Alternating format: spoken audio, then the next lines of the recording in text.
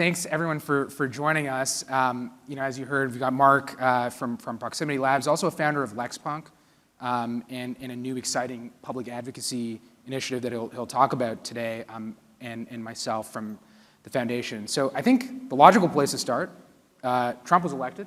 Yeah. What's going to happen? So why don't we talk about the first 100 days? It's a good time for some cautious optimism. I think this is the start of something new for crypto in quite some time. It's been a tough few years here, and I think it makes sense for us all to, like I said, be a little bit cautiously optimistic. Now, the first 100 days, I think that we're going to see a lot of focus on personnel.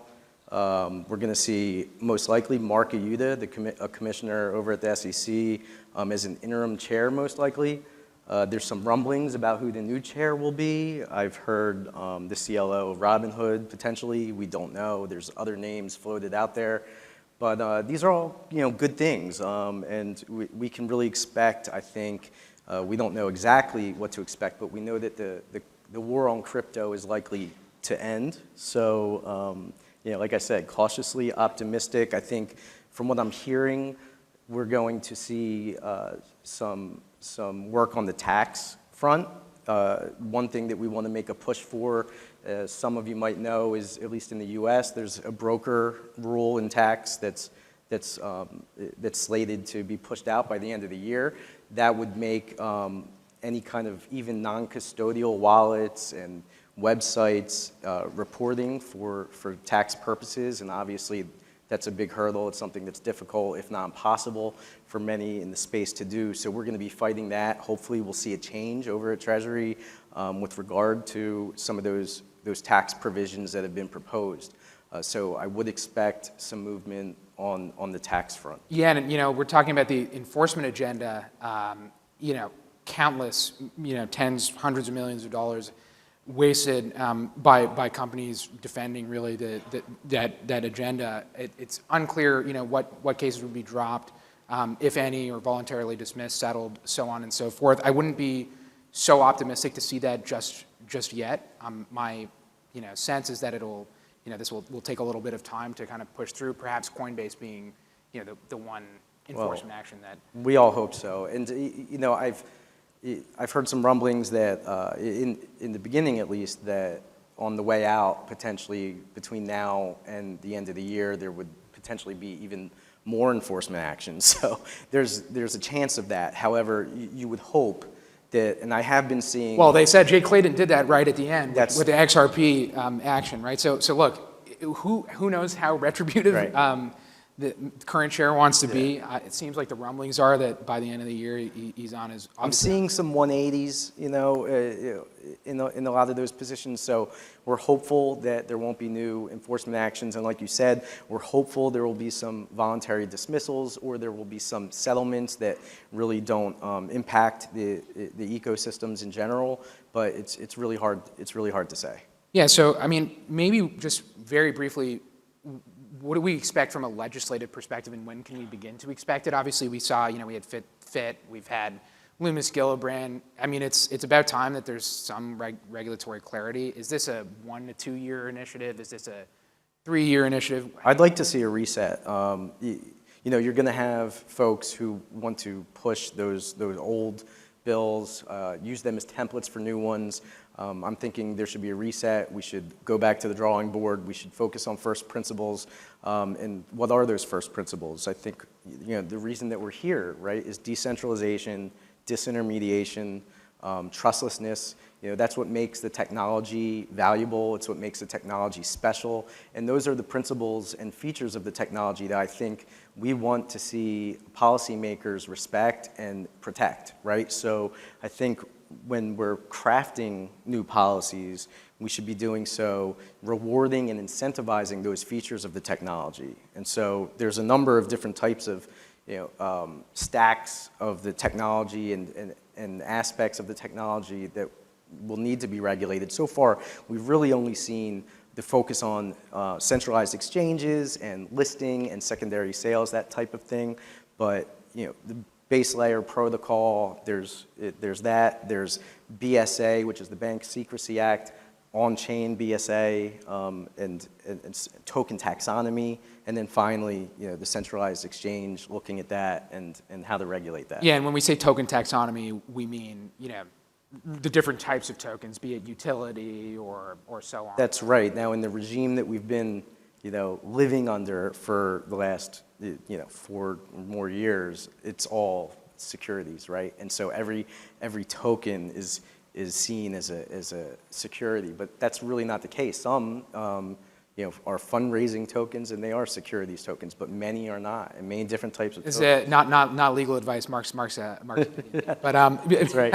Now, I want to just, we were talking about regulating the unregulated. No better unregulated than AI agents and really, I guess, open source AI and a regulatory movement around the world. I think just to kind of close the loop on what the new administration could yield for open source AI. I mean, I thought it was interesting in March, you saw J.D. Vance, after the Gemini controversy, where Gemini was the Google AI models were, propagating inaccurate or, biased content. He tweeted out, complaining that the bias of models, was something that could only be solved with open source. And so I think it's interesting that the VP, or the incoming VP, has expressed and stated interest in this area, and I look forward to kind of seeing more. Yeah, I think open source and decentralized AI, there will be a push for that. It will be incentivized. There's going to be a respect for it, and you're seeing a lot of talk regarding propagating, whether it's censorship or an agenda with regard to AI and the results that you get. So it'll be interesting to see really how they address it.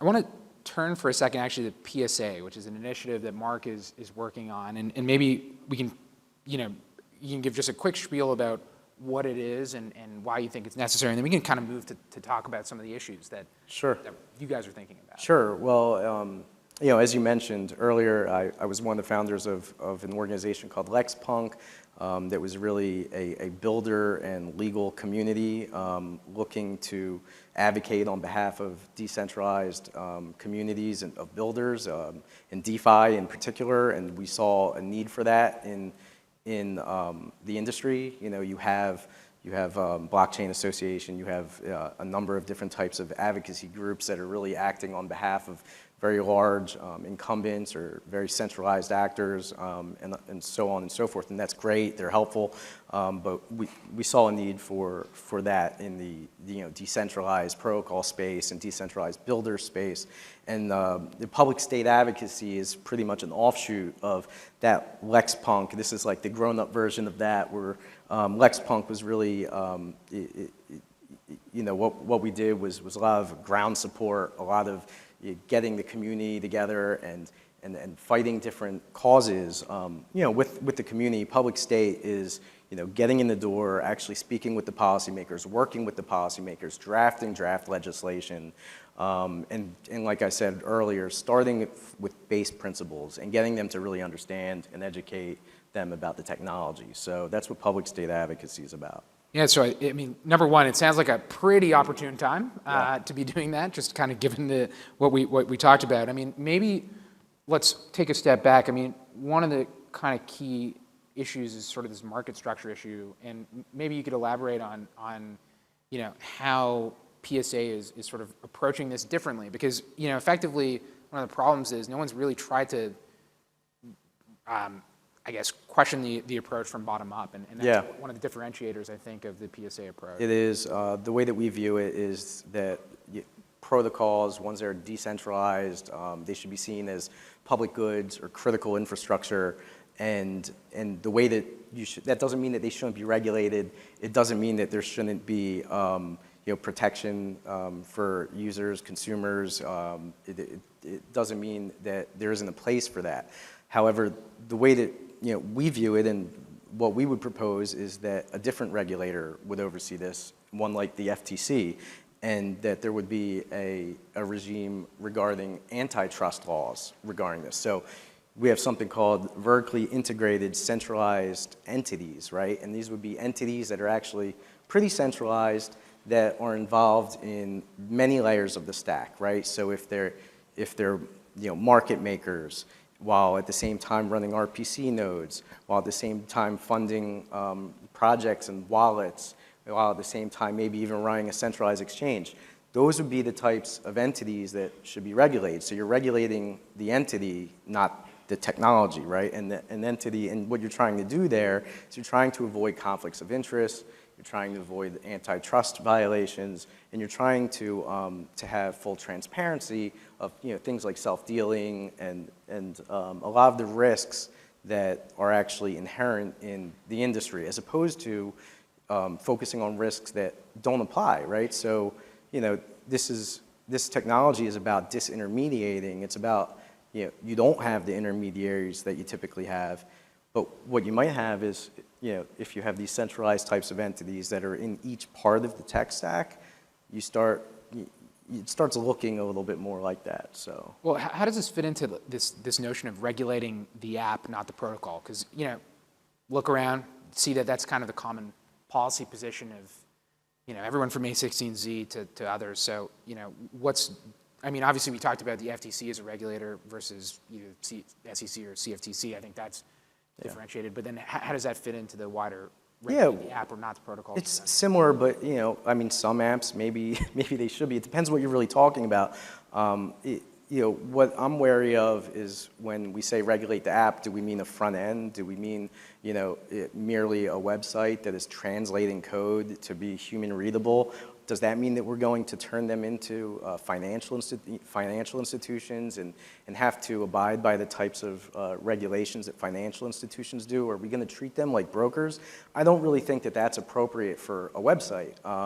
So when there's a push for regulate apps, not protocols, I do pause and want to say, well, what's that actually mean? In some instances, that might be the case. If you actually you're talking about an app that is a protocol, that has a team, that's profiting, and that has asymmetrical powers and interests to the user, then yes. But if you're talking about another decentralized protocol where there is no intermediary and you're really just giving access to users so that they can input into a protocol and transact freely, I don't think that website or app should be treated as a financial institution and be bound by the same types of rules the banks would be.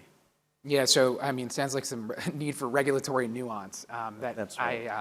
I certainly hope we get. Let's turn directions maybe to AI for a second. You saw recently Character AI, which got sued for wrongful death after a Florida teen effectively fell in love with a Daenerys Targaryen chatbot. Character AI acquired by Google after. We'll see how that case plays out. But number one, and I guess number one question, how do kind of existing legal principles like, say, negligence, which graft onto agent liability? So let's just talk about that first, or agent liability, or just liability for AI, like an AI chatbot even. Yeah, it's a wild factual scenario. It's tragic, obviously. It kind of reminds me of like back in the '80s, like Ozzy Osbourne had a song, and a listener committed suicide, thought that they heard in the song, like, shoot, shoot, shoot, kill yourself, something like that. And there was, a case about that. And I think that it was ultimately dismissed, if I recall. This isn't exactly the same. There's some interaction going on. But it's a really interesting question regarding, how far do negligence principles go? Should a developer be found liable for the actions of an AI agent? These are things that we're going to have to grapple with. I think, first principle is obviously consumer protection principles, having important disclosures, terms of service. When it comes to minors in particular, limiting the access if that's appropriate in certain states. You see the website's terms of service make pretty clear with regard to minors, and I think there's a place for that. Yeah, no, I agree, and I think, look, if you don't have terms of service or use as a sort of basic step, make sure to just, given the audience of sort of developers as well, just consider having that and again, not legal advice, some type of, considering some type of entity protection or otherwise as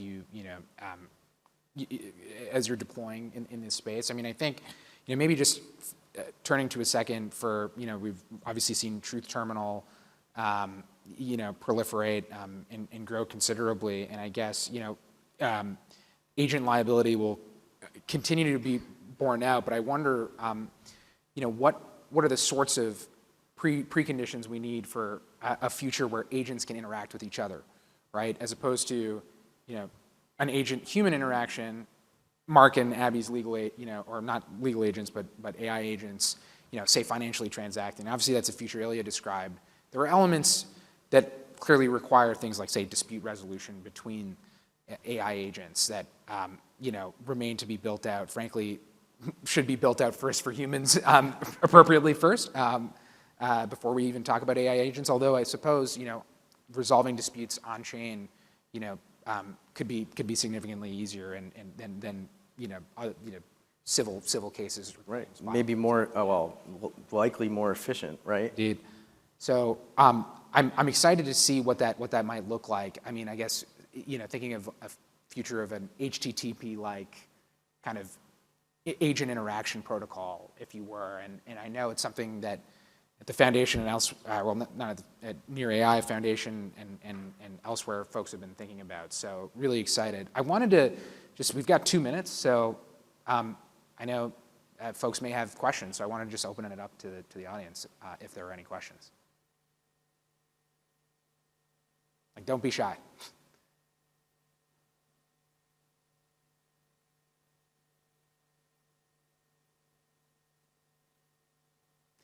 All right, David.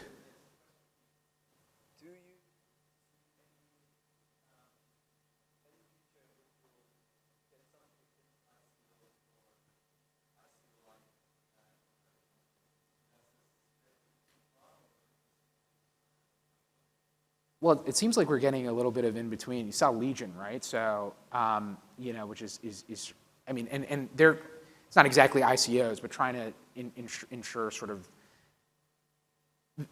appropriate incentivization of people who are participating in them. And yeah, I mean, look, my hope is that we see a safe harbor, okay? A safe harbor for token issuances and token sales for projects that are looking to be or working towards decentralization, right? So, one thing that we've worked on is crafting a safe harbor that would be palatable to the regulators so that they can allow for that type of scenario. So, I'm hopeful, I really am. Yeah, and that proposal, by the way, has been around for a while. The safe harbor and proposal. I think that Lex and the Reg X safe harbor. That's right. Yeah. So that's at least the initial hope. And with that, the less need for us and less bills from your lawyers. So with that, I think we'll leave everyone today. Thanks for your time. Thank you.